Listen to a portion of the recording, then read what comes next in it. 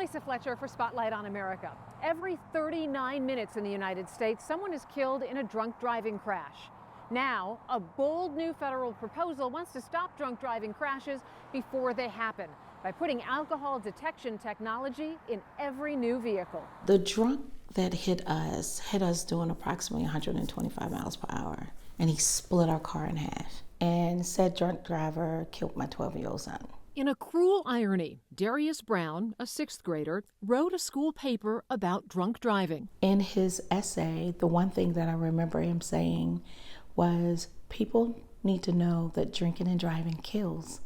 And almost a year to the date, a drunk driver took his life. So I just take his words and I make his words my purpose. Since her son's death in 2004, Vicki Brown has dedicated her life to ending drunk driving. The ticket, she believes, may be this proposal from the National Highway Traffic Safety Administration, or NHTSA, that would require all new cars to have devices that can tell if you're drunk and stop or limit your ability to drive. There's a range of technologies being developed, like this one, using tiny cameras trained on drivers' pupils and passive breath sensors to determine blood alcohol content. What does this technology mean broadly for Americans? It means that 10,000 people, once widely deployed, will not be killed every year. Kathy Chase is the president of Advocates for Highway and Auto Safety. Any sense of the reliability of the technology at this stage in the game? I mean, any new technology is challenging, but this isn't really new. This has been discussed for literally decades.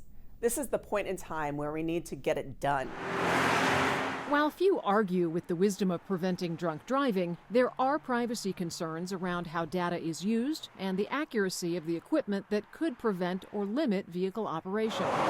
It's why even the makers of the technology are looking to the federal government to set standards. Caroline Chung supports the development of this technology at Magna International, a company manufacturing equipment to perform alcohol detection. There needs to be regulation on the government side so that there's consensus within the automotive community on even the emission that we need to achieve. What are we trying to do? Some car makers have already floated deploying their own passive alcohol detection technology. Absent federal standards, manufacturers would make the decisions when it comes to which devices to use, how the system responds when alcohol is detected, and what happens to the data gathered by those sensors. The agency that should have a determined path forward to complete the rulemaking on those issues is still posing questions for public comment, signaling it is far from ready to finalize anything. While the process drags on, for Vicki Brown, it shouldn't be about politics, party lines, or bottom lines. Although we're looking out for everybody on the roads,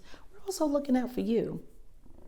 We're looking out for you to make sure that you get home safely. If you are getting behind the wheel and you get into a crash and you lose your life because you were drinking and driving, now your family is walking in the same walk that I'm walking in. NHTSA was mandated by Congress to finish its rule before this past fall, but there's no word on when it will actually happen.